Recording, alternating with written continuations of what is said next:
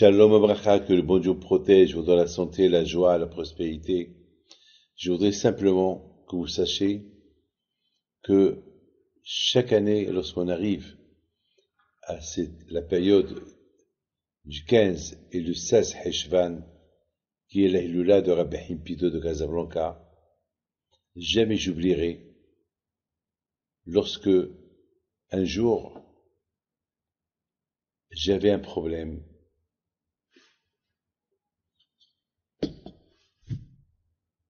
Et mon problème, c'était pas le mien, c'était un problème général. J'avais beaucoup de gens qui étaient malades, qui avaient des problèmes. Et bien sûr, on allume tout le temps les veilleuses des tzadikim de Rabbi Himpito, le grand, celui qui est enterré à Essaouira, Rabbi Himpito, celui qui est enterré à Casablanca. Et beaucoup de fois, je me pose la question, lorsque je dis Rabbi Himpito, à qui je pense? Quel Rabbi Himpito? Celui qui est enterré à Essaouira, qui s'appelle Rabbi Himpito le Grand, celui qu'on lui fait la Iloula le 26 Iloul, 4 jours avant Rosh Hashanah, ou bien c'est Rabbi Himpito de Casablanca. Eh bien, mes amis, je dois vous dire une chose. Lorsque j'évoque Rabbi Himpito, ben, toujours je pense à Rabbi Himpito de Casablanca. Et même lorsque je suis à Essaouira, sur la tombe de Rabbi Himpito, qu'il est le grand-père de Rabbi Himpito, qui est enterré à Casablanca, je pense à Rabbi Himpito de Casablanca.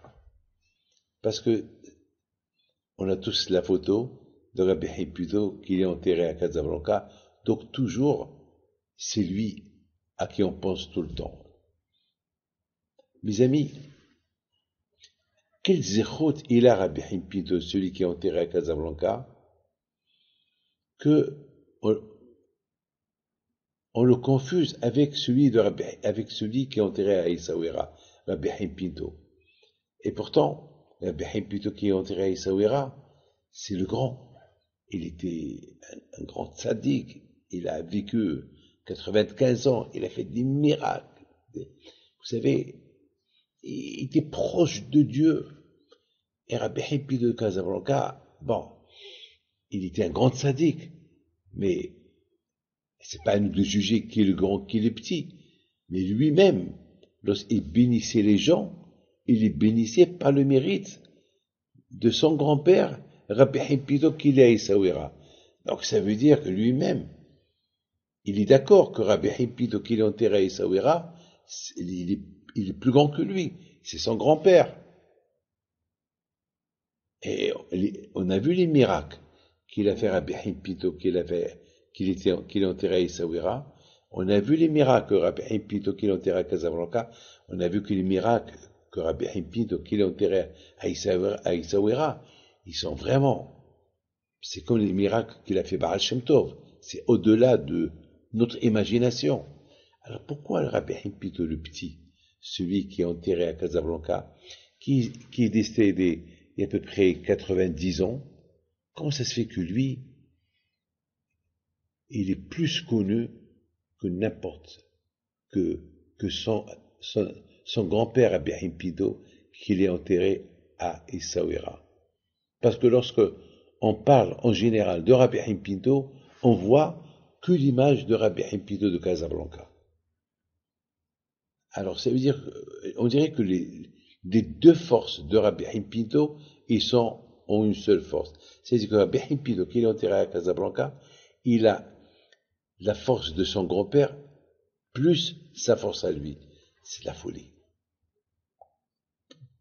Par quel mérite il a eu Rabbi Himpito, qui est enterré à Casablanca, ce zéchout-là, qu'il a eu la force de deux en lui. La force de son grand-père, Rabbi Himpito, le grand, et sa propre force. Alors vous imaginez qui il était.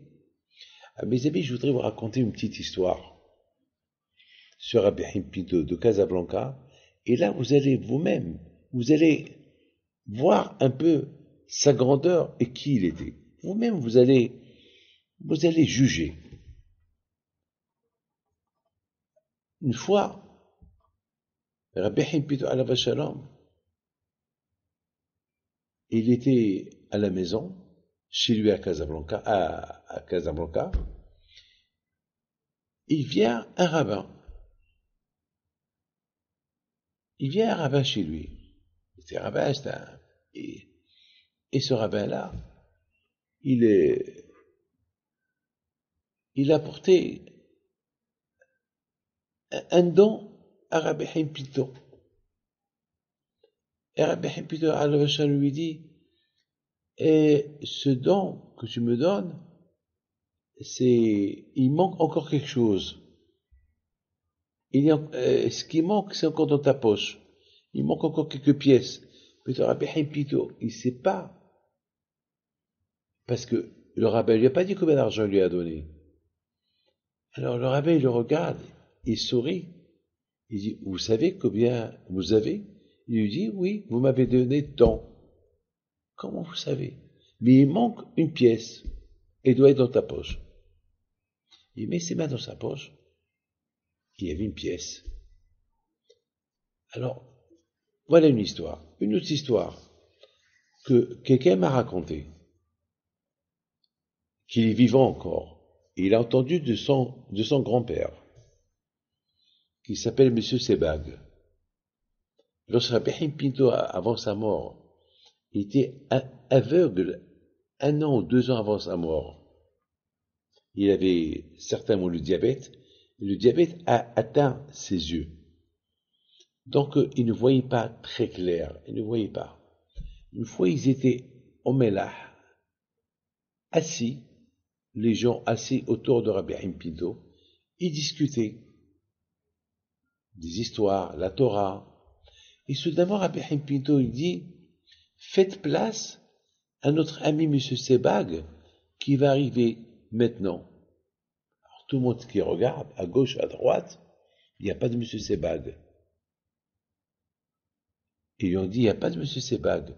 Il leur a dit, il va arriver. Et quelques secondes plus tard, de loin, ils voyaient M. Sebag arriver. Là, ils ont compris que Rabbi Himpito, il avait une névoie.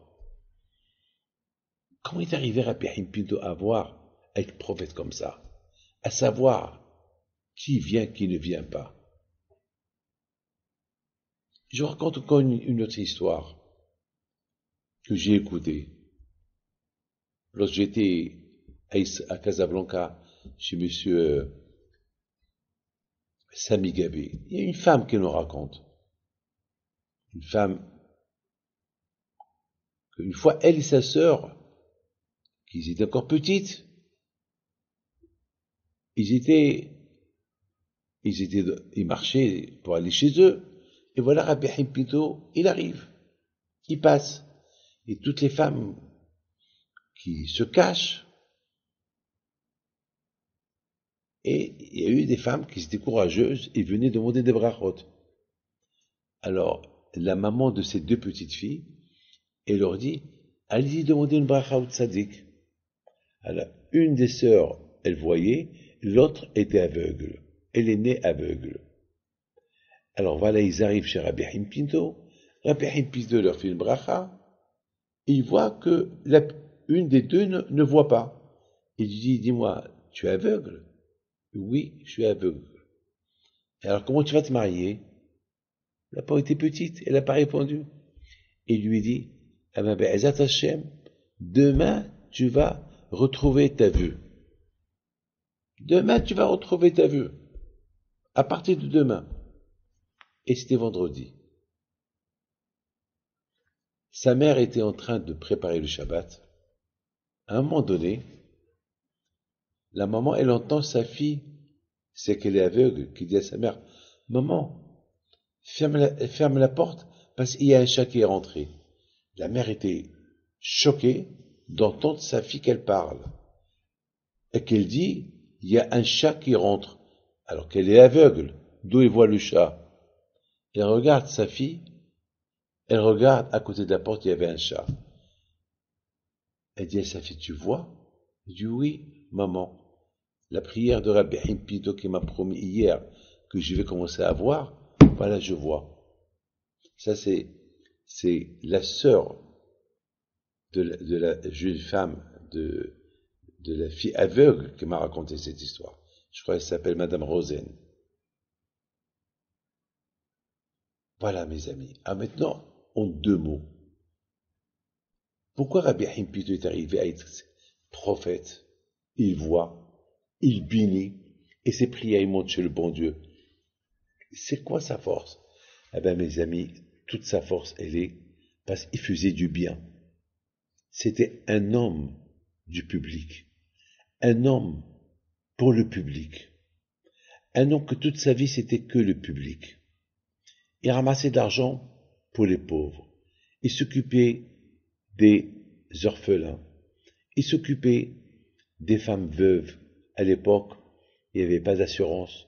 Il n'y avait pas il y avait pas celui qui travaille pas. Il n'a pas des aides. Il n'y a pas de rien du tout. Il n'y a pas de. C'est à la merci de tout le monde. Rabbi Haïm Pinto. Il n'avait pas d'association de bienfaisance. C'était lui qui allait partout pour ramasser de l'argent, ramasser du manger. Il y a un juif qui s'appelle Monsieur Abisror qui m'a raconté il y a 40 ans, il m'a raconté que lorsqu'il était petit, Rabbi Haïm Pinto, il lui disait le vendredi, viens avec moi, tu vas m'aider à ramasser du manger et je vais te donner les adresses à qui prendre le manger le Shabbat aux gens. Qui fait ça? Est-ce moi, David Pinto, je fais ça? Alors, celui qui fait du Hesed, Akadosh Baruch Hu, il devient son associé. Donc, Rabbi Haïm Pinto, alav shalom, il est devenu et Rabbi Haïm Pinto le petit, et Rabbi Haïm Pinto le grand. Il est devenu comme l'un des grands tzadikim. Il a fait connaître, grâce à lui, que Rabbi Haïm Pinto le grand, il s'est fait connaître. Parce que Rabbi Haïm Pinto le grand était enterré à Essaouira. Mais Rabbi Haïm Pinto, son petit-fils, qu'il est enterré à Casablanca, là-bas, il a fait connaître le nom de Rabbi Haïm Pinto qu'il est enterré à Essaouira, par les bienfaisances qu'il faisait, par les choses qu'il faisait. Mes amis, Rabbi Haïm Pinto, mon grand-père, celui qui est enterré à Casablanca, que ça là, c'est le 15 Heshvan, lui, écoutez bien ce que je vous dis, il voyageait, il est parti jusqu'à Oujda, il est parti à Fès, il est parti à Meknes, il partait presque à Agadir, il allait dans tout le Maroc, tous les grands rabbins le vénéraient. Mon oncle, Rabbi Meir Pinto, alav shalom, il m'a dit qu'une fois, ils ont accompagné Rabbi Haïm Pinto, leur père, qui est mon grand-père, à Fès. Et les rabbins de Fès, tous les grands rabbins de Fès de l'époque, il y a une centaine d'années, ils sont sortis à 1 kilomètre de la ville de Fès pour l'accueillir. Ils sont rentrés à Fès avec lui, avec des chants et des piyotim. Ça, c'était Rabbi Haïm Pinto, alav shalom, de Casablanca. Mes amis, que son zéchout soit avec vous, que le bon Dieu vous protège, et que le bon Dieu vous donne la santé, la joie, la prospérité. Amen.